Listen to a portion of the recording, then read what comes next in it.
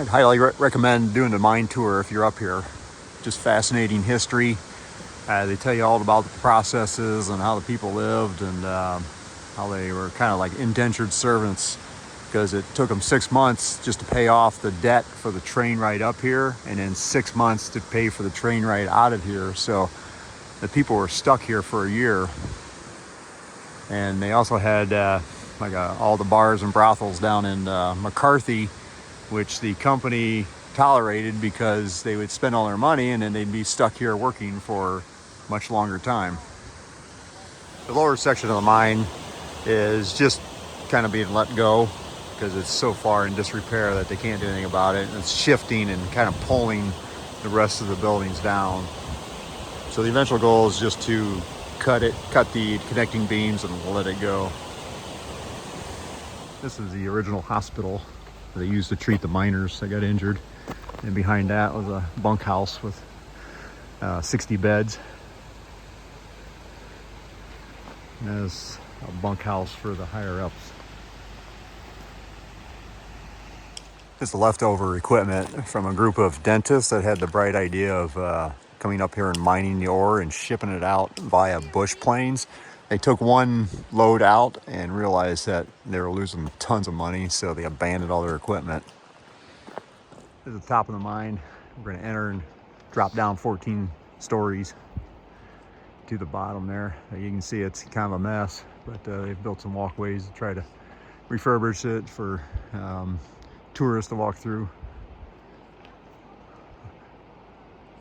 So the miners got tired of hiking up the 5 miles and 4,000 feet up to the mine, so they built this aerial tramway that would take them on up the mountain. And then after a while, they made them sign a waiver because it was so dangerous. So those lawyers got their hands in that too.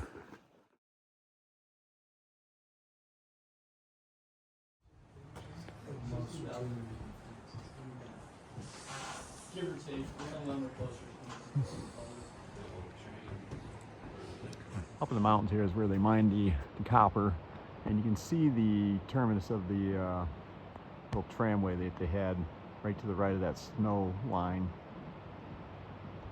They brought it down, and that's in those buckets. And over here is a rock glacier, which only moves like a 1/16 of an inch every month. The ore was dropped off here into the jaw crusher down in here, and then it got crushed initially and came over on a conveyor to the grizzly, which was crushed even more. These are vibrating screens. These ones are not in great shape. There's a better example on the next floor, and you'll actually be able to kind of see how it worked. But the idea here is that the ore is running over a screen, and then silt, sand, dust is falling through the screen, and then the ore can move on. So they're cleaning it up, trying to keep dust down in here, and then, moving on to more crushing.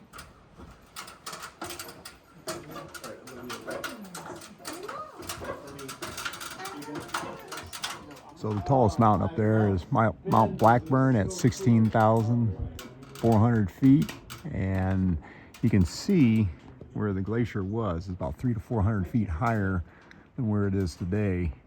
Those the line of the trees is where it used to be back in the early 1900s. In fact, when they built this, the glacier was about 400 feet higher, and it was actually higher than the buildings down there.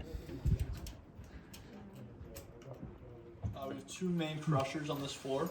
To my left, we have the trailer roller mill. The way it works is two big discs are going in opposite directions. Ores falling in between them, and they're just being crushed like that. So pretty basic. To my right, we have the Simmons disc crusher, another crusher with two discs actually going in the same direction, but just at different speeds.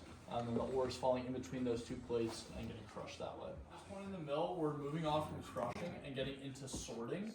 This is our first sorting machine. This is called the Kennicott jig. The way that it worked is ore would fall through the chute over there, fall into that side of the jig.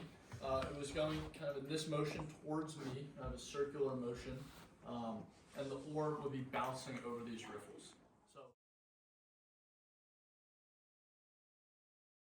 got left here to retire, and it's cool to be able to see the whole thing outside of the casing and whatnot. As we go down, you'll see this wall over here is painted red, so that shows us that was, at some point the exterior of the building, and then this entire floor was added on later throughout the years. Sorting process. Is this leather or It's linoleum. is linoleum? Yes. So pretty state of the art for the time. It's actually battleship linoleum, so it's the same linoleum they were using on battleship. As this spins, that this bearing here is on an uneven rotation, and that's what caused the table to shake. Oh wow. Is that okay. uneven rotation there? Wow. You'll notice that somebody obviously took the lid off while it was running because there's oil. Would have weighed around 50 to 100 pounds when filled, and they would have taken the sacks, put them on this chute here, just like that, and then clamped it down, filled it up, and then tossed it on a conveyor belt. So they built a railway clear up here, 190 miles from the nearest town. And at McCarthy, they had a turntable where they turned the train around and went up backwards up to here so they could load up all the ore.